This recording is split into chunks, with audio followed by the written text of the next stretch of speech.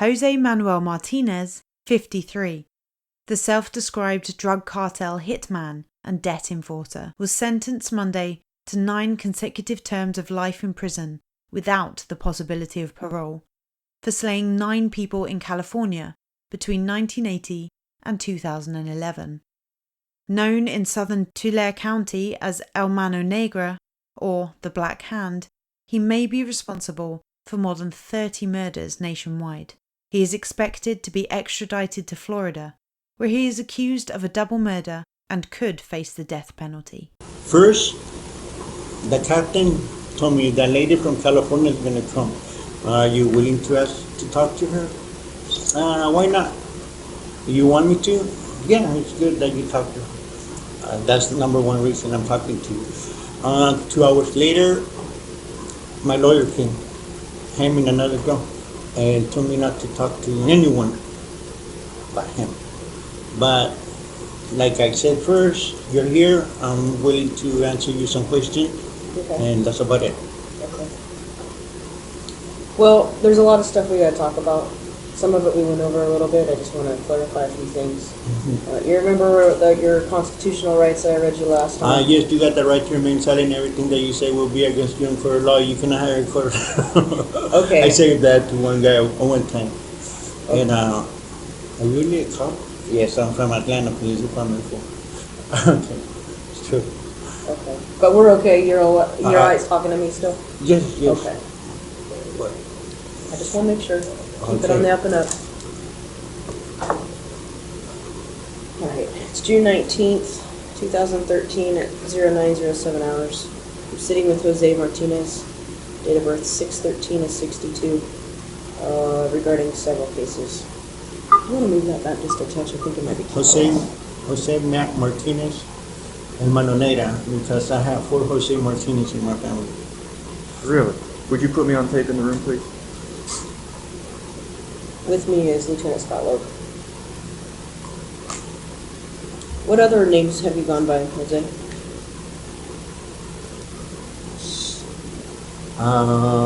One time I was coming from Chicago, and I had a Chicago driver's license, and I used Martin Arias Hernandez. And what'd you use? What? What was the name? Martin Arias Hernandez. And August? No, Martin Arias. Arias. Yeah, Arias. But I didn't put the name in Tulare County. I was coming from Chicago. I pulled over by the sheriff's department, and he told me, "Do you have a driver's license?" Yes, I do. Here's my driver's license. Do you have a registration? Yes, I do. The car belongs to me. Okay, he gave me a ticket. And after the last one, you tell me, "Do you have a green card?" And I told him, "No." So he took me to the border patrol, and they took me to Mexico. Well, they didn't deport me, nothing. I just volunteered, signed the paper, I wouldn't go over. They deported you? Not deported. Deported is that when I go and talk to the judge, a magistrate, and he tells you, "I don't want you to come to the United States for 5 years." Okay. That's deporting.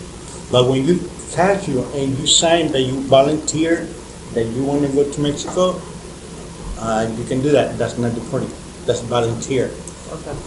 If they deport me and they catch me a year later, I will go to prison because I disobeyed the judge. But if I sign my paper, volunteer, I can come back, and if they catch me, they throw me back to Mexico. And if I come back again and they catch me again, they throw me back to Mexico. There's difference. Okay. So yes, they took me to Mexico, and I came back. About 1 hour, I was on this side of the border. That's the only name I've been used. Where were you born? Fresno, California. Okay. What other names have you used? Juan Martinez. Yeah. See? In California? Yeah, in Tulare County. Without the manual? I don't remember manual. I paid $5,000 and they can let me go. to your department. So you owe me $5,000. Oh, okay. Are you saying you skipped bail under that name? Yes. Yeah. What were the charges?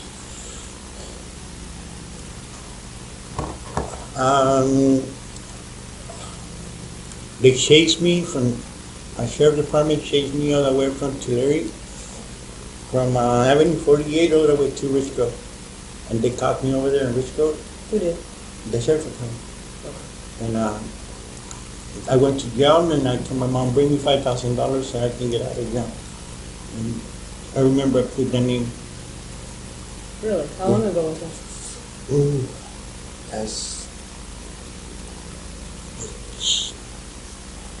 21 years ago. Oh, wow. Okay.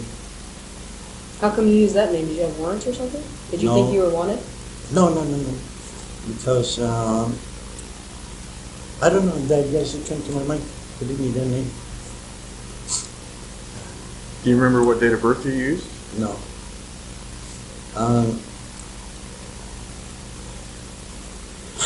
I don't think I know. You're not gonna find fingerprints on that name because on that day, the inmates were the ones with these fingerprints. They were taking fingerprints. Isn't that right? Mm-hmm. So, I had on my cap, I had $500, and I told him, hey, if you put your fingerprint for me, I will give you $40. Okay. Took my cap, giving $40 to the inmates. Yes, when they took. Really?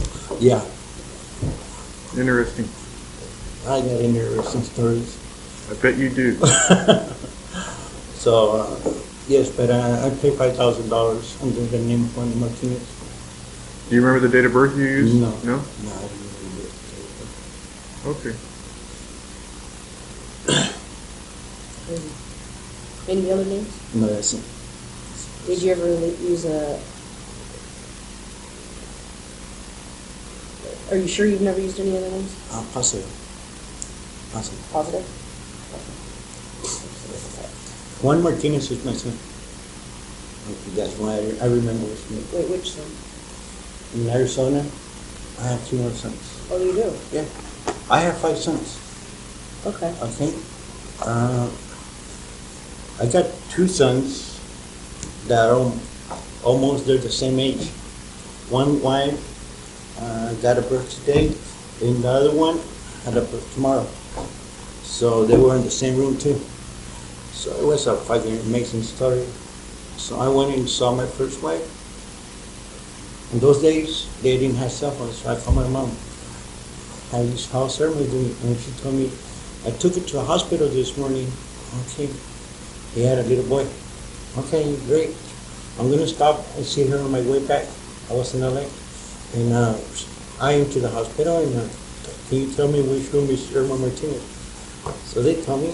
I went, and then like, how you feeling and everything like that, how you been? When she told me I had surgery. Mm-hmm. And then my other girl opened the curtain and said, are you gonna say hi to me? What the fuck? There was another girl right there.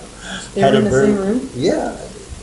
So I walked out and I said, fuck no, I'm gonna go back there. I'm a man, I have to stand up for my dream. So I walk in there and I say, hi girls, how you been ladies? So you have 2 kids that are the same age? Yeah, I have 2. One lives in Delano and the other one lives in Yuma. What's the one in Yuma's name? That's Juan. Juan? Yeah, Juan Martinez. How old is he? He's 20-something years old.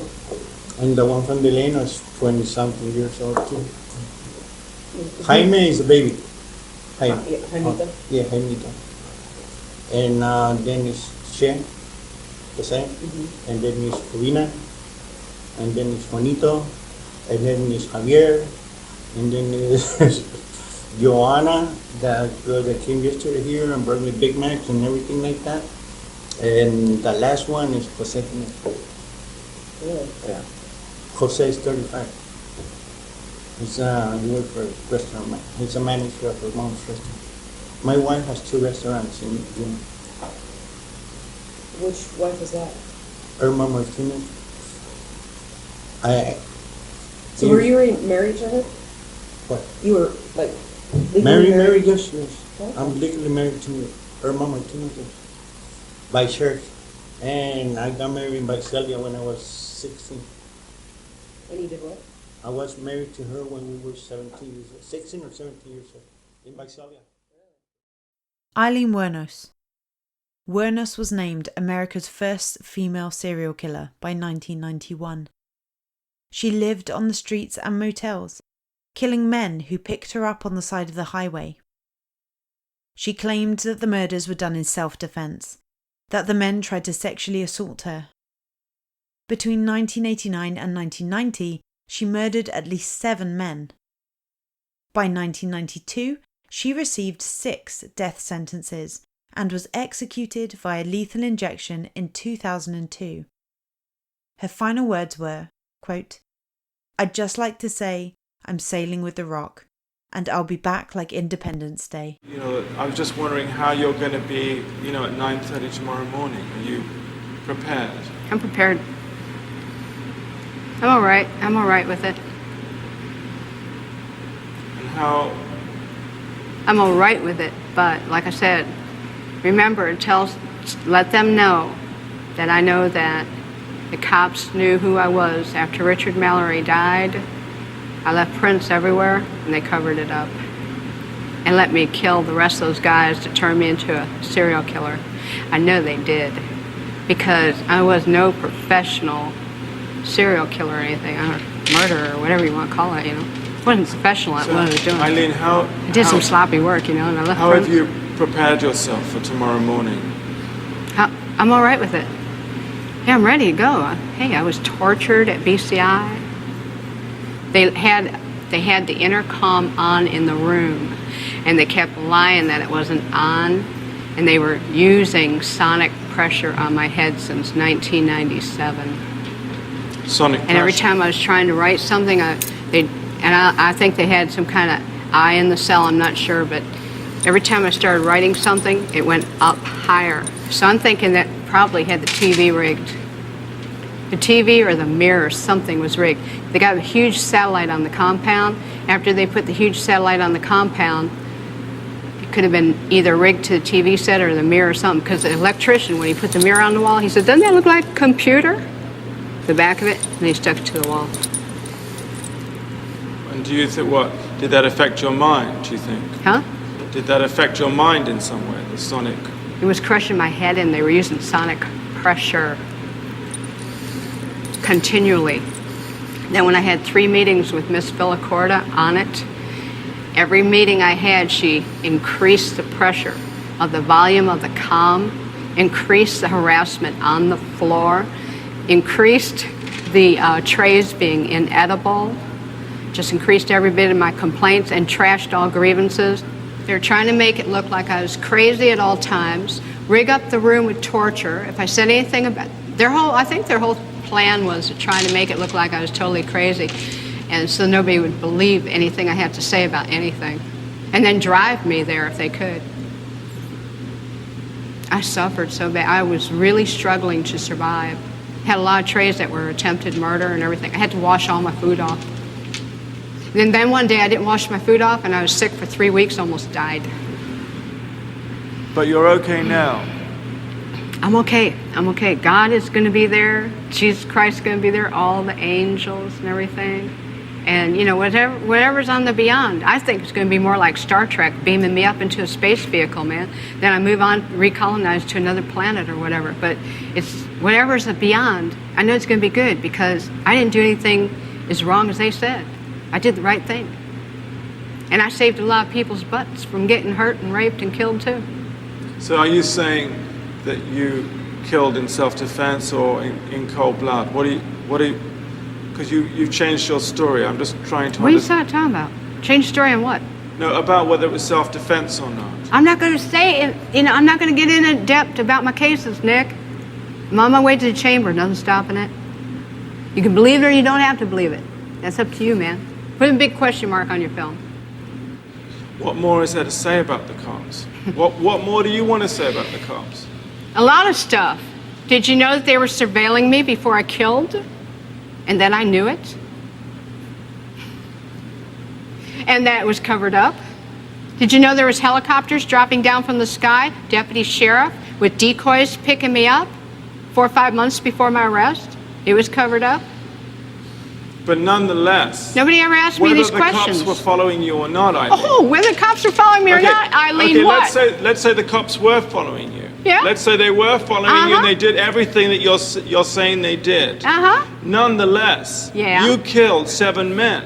Yeah, sure And I'm did. asking you, what got you to kill the 7 men? And I'm telling you because the cops let me keep killing them, Nick. Don't you get it? Not everybody is killing 7 people. So there must have been something in you that was getting you to do that. Oh, you are lost, Nick. So I was a hitchhiking hooker. Right. Running into trouble. I shoot the guy if I ran into trouble. Physical trouble. The cops knew it.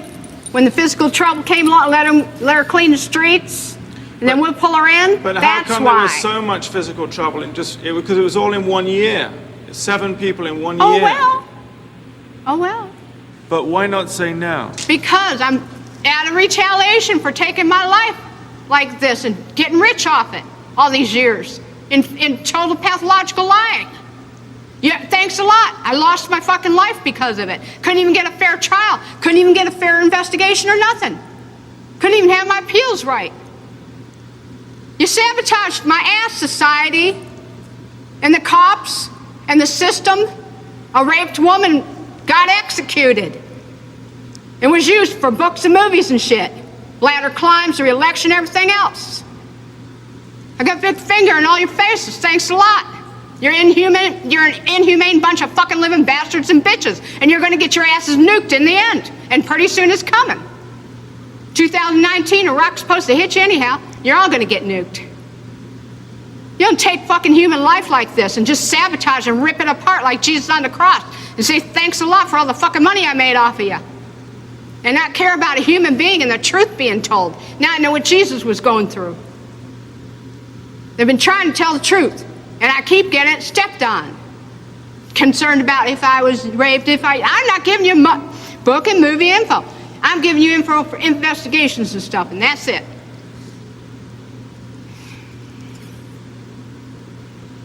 We're gonna have to cut this interview, Nick. I'm not going to go into any more detail. I'm leaving. I'm glad. Thanks a lot, society, for railroading my ass. Okay, let's go. It was really pretty incredible that Eileen had just sailed through the psychiatric test the day before. It makes you wonder what you'd have to do to fail.